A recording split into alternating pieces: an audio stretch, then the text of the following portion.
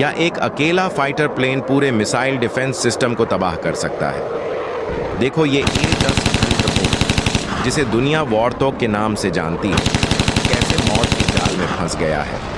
चारों तरफ से मिसाइलों की बारिश हो रही है, लेकिन इस पायलट के स्किल्स देखो। एक के बाद एक खतरनाक मैन्यूवर पर किस्मत ने साथ नहीं दिया।